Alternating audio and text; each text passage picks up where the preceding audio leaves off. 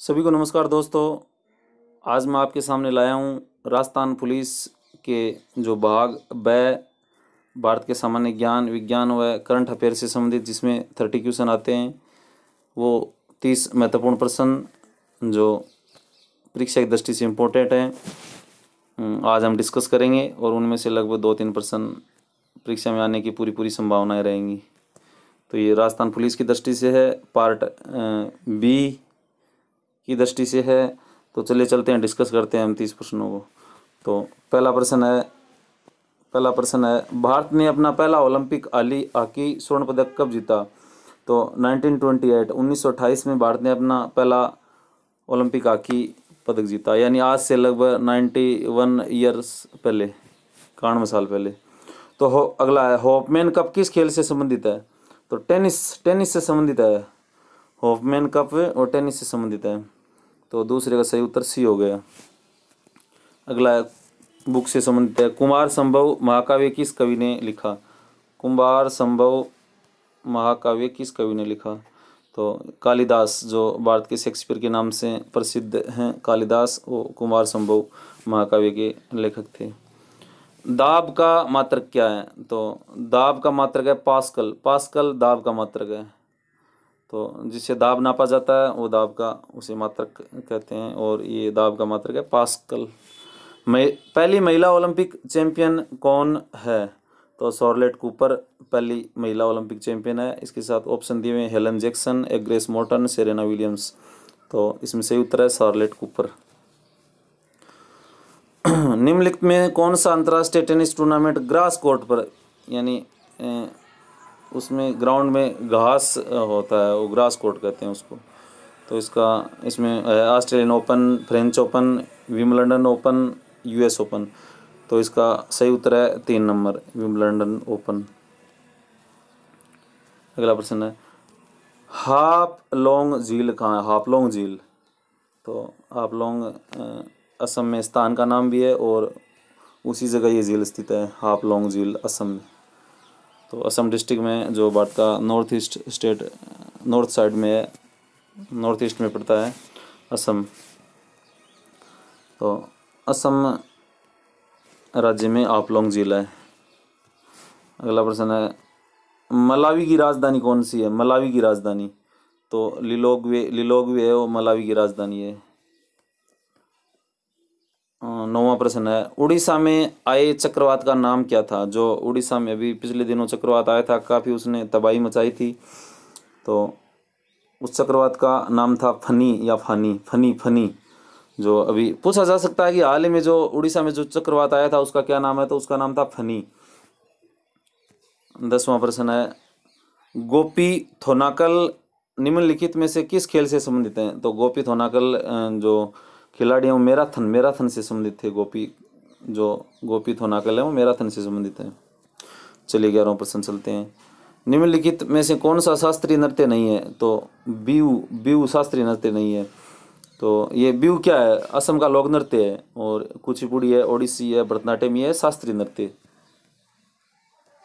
तो इसका सही उत्तर हो जाएगा बिहू।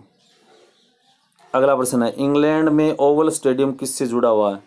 तो क्रिकेट से। जो इंग्लैंड का प्रसिद्ध ओवल स्टेडियम है वो क्रिकेट का स्टेडियम है। तो बोरेक्स लवण का रासायनिक सूत्र है, तो ये विज्ञान से संबंधित प्रश्न है। बोरेक्स लवण का रासायनिक सूत्र है Na2B4O7 10H2O। तो ये बोरेक्स का रासायनिक सूत्र है। इसके बाद चलते हैं 11वें प्रश्न की ओर, 14वें प्रश्न की ओर। सेल नाम किस वैज्ञानिक ने सर्वप्रथम दिया था? तो सेल मतलब कोशिका का नाम सबसे पहले किसने दिया? तो रॉबर्ट हुक ने सबसे पहले दिया था सेल नाम। विश्व का एकमात्र तैरता हुआ राष्ट्रीय उद्यान किबुल लामजोआ कहाँ पर है? तो मणिपुर स्टेट में विश्व का एकमात्र तैरता हुआ राष्ट्रीय उद्यान किबुल लामजोआ स्थित है। चलिए अगला प्रश्न डिस्कस करते हैं। ये साहित्य अकादमी पुरस्कार कितनी भाषाओं में दिया जाता है? तो साहित्य अकादमी पुरस्कार 24 भाषाओं में दिया जाता है। तो ये महत्वपूर्ण प्रश्न याद रखना है। इसमें 22 है, 24 है, 23 है, 20 है। तो ये एक प्रकार का फैक्ट है, तो ये आपको याद रखना, 24 भाषा में दिया जाता है। यक्षगान किस राज्य का साहित्यिक नृत्य है? तो यक्षगान वो कर्नाटक का नृत्य है, कर्नाटक का यक्षगान है। तो ये कर्नाटक का साहित्य नृत्य यक्षगान कर्नाटक का, याद रखना। भारत माता का प्रसिद्ध चित्र किसने बनाया? ये प्रश्न कई दफ़ा परीक्षाओं में आ गया है, महत्वपूर्ण है। तो ये अवनींद्रनाथ टैगोर ने भारत माता का प्रसिद्ध चित्र बनाया था, अवनींद्रनाथ टैगोर।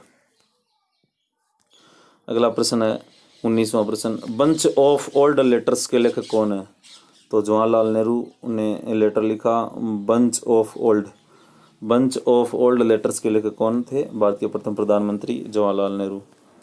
अगला प्रश्न है, ओलंपिक प्रतीक पर 5 छल्ले क्या दर्शाते हैं? ओलंपिक खेलों के जो प्रतीक में 5 छल्ले दिए हुए होते हैं, जो एक दूसरे से जुड़े होते हैं, उन छल्लों का तात्पर्य, वो छल्ले क्या दर्शाते हैं? तो वो 5 महाद्वीप के प्रतीक हैं, 5 महाद्वीप के प्रतीक हैं, वो 5 छल्ले हैं।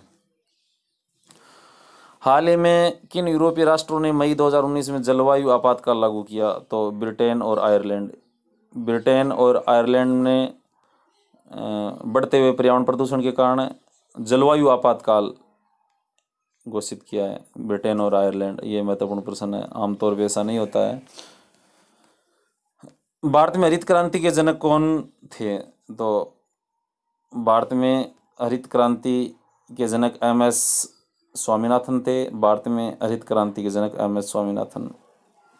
वैसे हरित क्रांति के जनक अमेरिका के डॉक्टर नॉर्मन डी बोरलॉन्ग थे, और उन्होंने 1967 में खास तौर पे गेहूं और चावल एक की फसलों में सुधार के लिए और उसमें आमूलचूल परिवर्तन के लिए जो हरित क्रांति चलाई थी, भारत में ये इसके अग्रदूत थे MS स्वामीनाथन।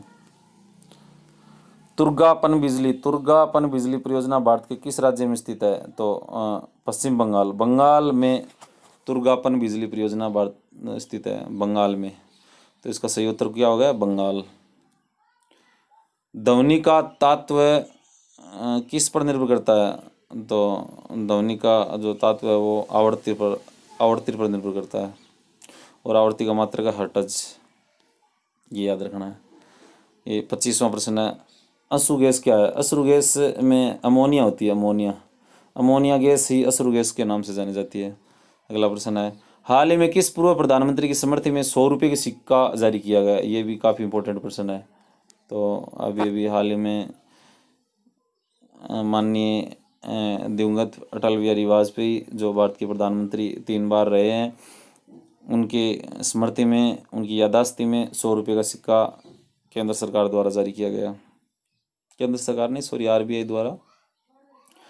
54वां ज्ञानपीठ पुरस्कार 2018 किसे प्रदान किया गया? ये तो काफ़ी महत्वपूर्ण प्रश्न है। ज्ञानपीठ पुरस्कार से संबंधित एक प्रश्न पक्का परीक्षा में आपको देखने को मिलेगा। तो ये अमिताभ घोष जी हैं, वो 54वें ज्ञानपीठ पुरस्कार 2018 के जिनको मिला था। तो अगला प्रश्न है, भारत के संविधान में प्रथम संशोधन कब किया गया? तो 1951 में प्रथम संशोधन किया था। भूमि सुधार से संबंधित प्रथम संशोधन था 1951 में, और इससे 9वीं अनुसूची जोड़ी गई थी संविधान में। 8 अनुसूची थी, और 9वीं अनुसूची प्रथम संविधान संशोधन 1951 के तहत जोड़ी गई। तो ये भी काफ़ी इंपॉर्टेंट प्रश्न है। राज्यपाल के पद पर नियुक्त होने की सीमा कितनी है? तो राज्यपाल के पद पर नियुक्त होने की सीमा 35 ईयर।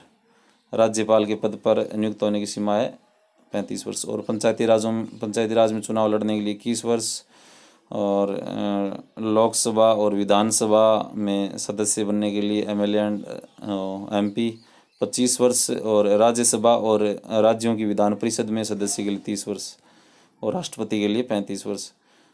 तो ये आयु से संबंधित प्रश्न भी आ जाता है। तो राज्यपाल और राष्ट्रपति के लिए 35 वर्ष, पंचायती राज में चुनाव लड़ने के लिए 21 वर्ष, MLA और MP की 25 वर्ष, और राज्यों की विधान परिषद 7 राज्यों में है, अपने ये राज्यसभा में सदस्य के लिए 30 वर्ष की आयु आवश्यकता है।